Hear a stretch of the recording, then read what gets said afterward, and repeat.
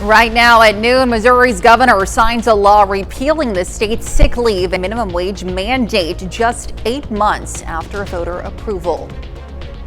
And it's hot and muggy out there once again today. Storm chances, though, gradually increasing. A look at your forecast coming up. Plus, a community honors a fallen Christian County deputy sheriff and his wife in a heartfelt farewell. The 4 states' most watched news starts now.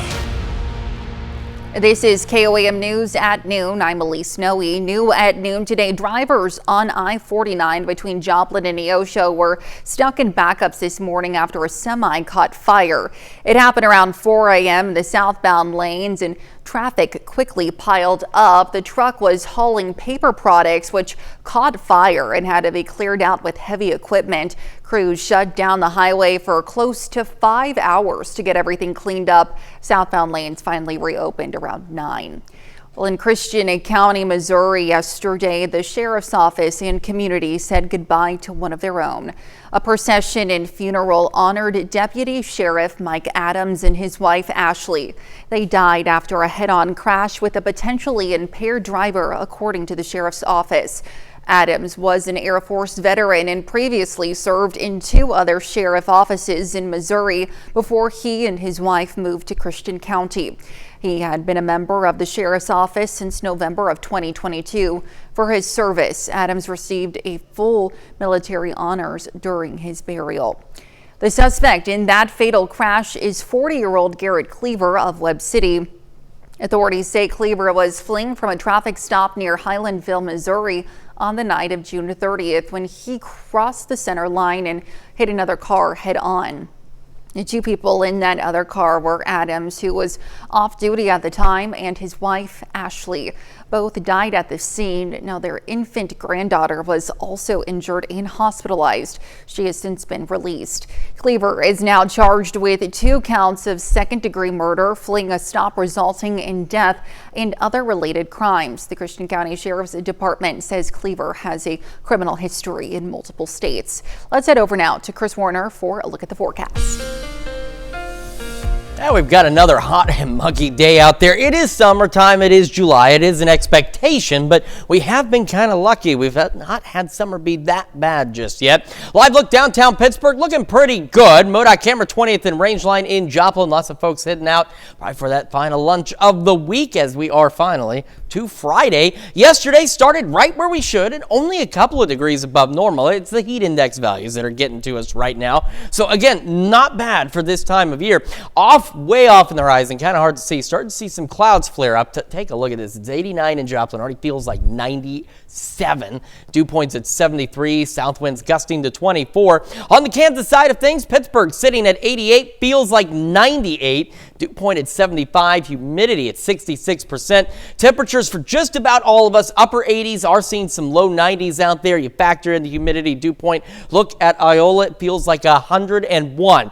Heat index values are going to average about 100, but a few a little above that are going to be possible. So again, just make sure you're taking care of yourself. Isolated storms expected here in the next few hours, and they'll continue to spread across the region with those chances increasing overnight. Still quite warm, near 80 by 11 tonight. We have storm chances through the weekend. We'll go over all the details with you here in just a few more minutes. Elise?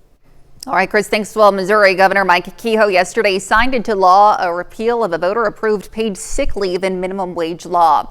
Voters in the Show Me state approved the law just 8 months ago, but the governor, who also signed a package of tax breaks, described the law as, quote, an onerous mandate that imposed burdensome record keeping.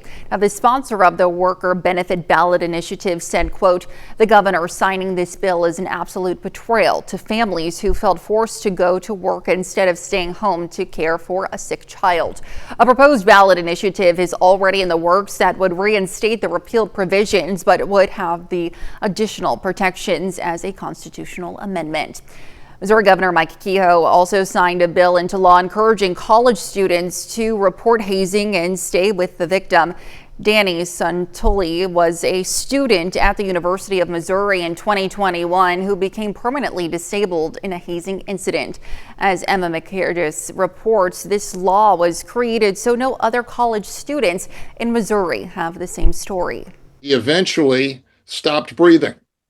and nobody called 911 because they were afraid of the potential criminal consequences for participating in this illegal and very dangerous hazing event. After Danny Santulli suffered permanent brain damage from a 2021 hazing incident, his family didn't want others to go through what they had. They contacted lawyer David Bianchi, who already had been involved in helping create a Florida law that Danny's law is modeled after. This law grants immunity from prosecution for certain individuals involved in a hazing incident. What this law does, essentially, it says that if you witness a hazing incident and you're the first person to call 911 and you stay on the scene and you answer questions to tell those who are coming to help where you're located, what the situation is, what the trouble is, provide all the information that they ask for. If you stay on the scene and do all of that, you will be immune from criminal prosecution under the state's criminal hazing law. Local colleges like Missouri State University have updated their hazing policies proactively because of Danny's law and have implemented encouraging students to call emergency services without fear of prosecution. So we have an anti-hazing policy that we educate all students on, but especially our students and student organizations. And then on top of that, we have a good citizen policy that already encompasses, hey, if you are reporting a situation, if you're staying at a situation until help arrives and you're cooperating with those investigations, then you are going to get immunity through that situation. In Springfield, MSU also plans to have their organizations take required anti-hazing training. And a ribbon-cutting ceremony celebrates a new housing addition in Carthage. Now, according to the Carthage Chamber of Commerce, these developments highlight the recent boom in Carthage. To have these developers recognize that and have the land and seek out the land and those opportunities is going to help us overall fulfill that need. With that brings a lot of economic development. We become a lot more attractive to businesses and industries. Ledford Construction Development says they already have several homes built in the new development. The owners say they've had a lot of interest from home buyers. And beware of snakes. It's a warning from Joplin's Mercy Hospital. Doctors say they're seeing an alarming rise in venomous snake bites just since the holiday weekend. While Mercy says summer typically brings 1 or 2 snake bite cases a year, hospital staff have already treated 5 patients, and 1 case was so severe it had to be transferred to a different facility. Medical professionals are urging the public to stay alert and take extra precautions while enjoying the outdoors. Commonly, it's people walking in places like high grass, places they can't see. The majority of the bites we see, both venomous and non-venomous, are to the extremities. So hands and feet are by far the most common. Dr. Hadfield says some bites are dry bites, and he says if you feel pain or swelling in a matter of hours, you should seek medical attention. And coming up, President Trump departs for Texas to see the devastation from the 4th of July flood. And later, we're making blueberry lemon ice cream sandwiches in the Mr. Food Test Kitchen. President Trump visits Texas today in the wake of the state's flooding tragedy. The White House is now saying the government will help Texas in any way possible, even though the president says he wants states to handle natural disasters on their own. Natalie Brand has more details from the White House. President Trump and the First Lady headed to Texas to tour the flood devastation and meet with first responders and families of victims. It's a horrible thing, Nobody can even believe it, such a thing. That much water that fast. This week, the president has avoided talking about plans announced last month to phase out the Federal Emergency Management Agency. It's extremely expensive.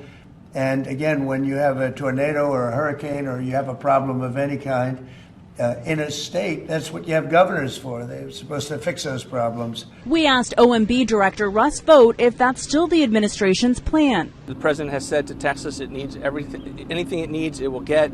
We also want FEMA to be reformed. We want FEMA to work well.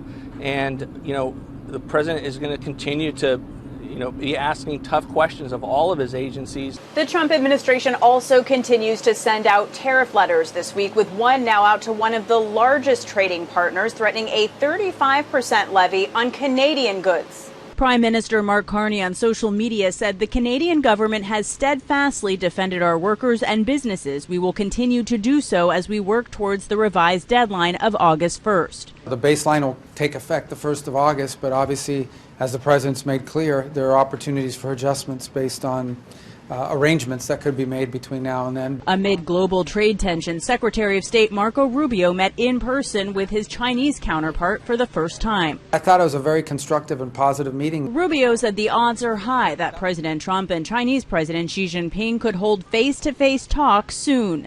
Natalie Brand, CBS News, the White House. Still to come on KOAM News at noon, Mr. Food. Craving a homemade dessert, but you don't want to turn on your oven? We've got just the thing in. Is it good? And as mentioned, we are tracking thunderstorm chances later this evening and into the weekend. The latest when we come back. Welcome back to the KOAM News at noon. So it's hot, it's muggy. We showed you the temperatures. We showed you those heat index values already at about 100 degrees. And in some cases, like Iola, already feeling like 101. So make sure you're staying hydrated, taking care of yourself out there. Now, we do have some clear skies in some areas, but we are starting to see, and this is a point of interest. You see the boundary out here, and you see the clouds that are starting to develop along this boundary. They stretch all the way back down through Oklahoma. So we're seeing the clouds increase, and these are the areas that we're eventually going to watch for storm development, similar to what's taking place now just the west of Oklahoma City and out here into far western Oklahoma. So take a look. You see these clouds starting to kind of fill in here. We've got the boundary. We're starting to get just some weak shower and thunderstorm initiation, and eventually it'll serve as the focal point for additional storms as we head through the evening. We still have our isolated hail risk. The only thing that changed is it did get bumped a little further south and east. It was just kind of barely clipping us here, but we do have that expanded. The wind risk, the isolated wind risk, though, is about where it was. It's actually been retreated back a little to the northwest, but still out there because we could still get some strong to low-grade severe thunderstorms. So here's what we're looking at on the future track. A few changes. It's delayed storm initiation across the area. We were looking at some in the next hour or so. It's been kind of delayed. We'll see exactly how this plays out with that boundary to our west, but eventually we're going to get some scattered isolated storms, and then late this evening we'll start to see more showers and storms. And then we're still looking at the one unchanged thing is this boundary, this line of storms really coming in from our north. Now again, it's a level 2 out of 5 risk to our north. It's going to be in a less unstable environment. The storms will not really have the same energy, but that's why we do have that low end risk, the isolated risk for some hail and damaging wind gusts as this line pushes through late tonight. So here we are at midnight heading into Saturday. There's our cold front, and here comes that line of storms chugging through, and future track still shows it trying to re-intensify just a bit, not significantly, but just a bit early Saturday morning right along I-44 and stretching along Kansas-Oklahoma border. That dives south through Saturday morning. They will have the opportunity for additional scattered storms on our Saturday, and eventually those will also clear out, and we'll have more storms as we go late Saturday and then once again into early Sunday morning across the region. And each day, some of these storms could be strong to low-grade severe. So for tomorrow, as it stands right now, we do have an isolated hail risk across a good portion of the area, and it's in the same place as the isolated damaging wind risk. So something we certainly want to watch over the next few days. And we do have a level 1 out of 5 risk for Sunday, at least right now we do. But that could change. And the same with tomorrow. It could change again.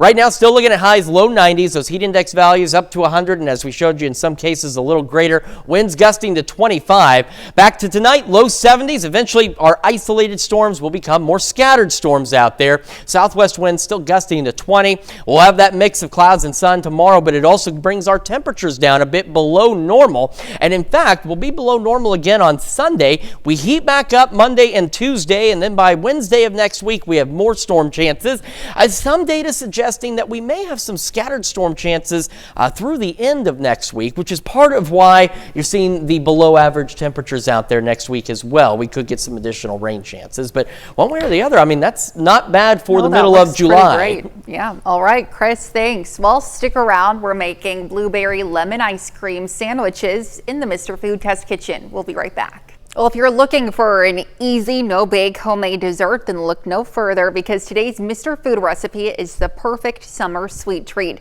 Howard is making blueberry lemon ice cream sandwiches in the Mr. Food test kitchen. From reading your Facebook posts and comments online, I know that most of you are looking for homemade tasting desserts this time of year, even though you don't want to turn on your ovens. So with that in mind, what do you say we whip up a fresh tasting homemade ice cream bar that's irresistibly good? We start by placing some store-bought lemon sandwich cookies in a food processor and chopping them until they're coarsely crushed. You may need to do this in batches. Then we stir in some melted butter. Half of this goes into a baking dish that we've lined with foil. Make sure you pat this down firmly to create a crust. As for the filling, we mix some softened vanilla ice cream with a bit of lemon juice and lemon zest and give it a quick stir. Then we swirl in some blueberry preserves and layer this over our cookie crust. Now we'll firmly press the rest of the crumb mixture onto the top and into the freezer it goes. Once it sets up, remove the foil, cut it into squares, and it's ready to serve. There you have it. Perfect homemade ice cream sandwiches that are brimming with lemon and blueberries. To get the step-by-step recipe for our blueberry lemon ice cream sandwiches, all you have to do is visit our website. I'm Howard with Kelly in the Mr. Food Test Kitchen, where today we found a sweet no-bake way for you to say, ooh, it's so good. Well, you can find this recipe along with a lot more good food from the Mr. Food Test Kitchen online. Just go to our website. That's KOAMnewsnow.com. Now here's a look at the 4-state market prices. Hot and muggy today. Storm chances increasing, though, through the evening and overnight. Could get some strong to low-grade severe storms through the weekend. Temperatures below normal, and then we heat back up Monday, Tuesday, and fall back below normal by next Wednesday. All right, not too bad, Chris. Thanks. Well, coming up tonight at 5, a concerning new study says the health of children in the U.S. has deteriorated over the past 17 years, with kids today being more likely to have chronic diseases and mental health problems. Plus, we'll hear from local law enforcement on laws regarding leaving vulnerable people and pets in locked cars. And the Pittsburgh Area Chamber Foundation's Golf Classic, how this annual event provides education opportunities to local kids. You can join us for those stories and more on KOAM News at 5. Certainly lots to look forward to. And that's the news for now. Thank you for joining us on KOAM News at noon. Have a great rest of your day.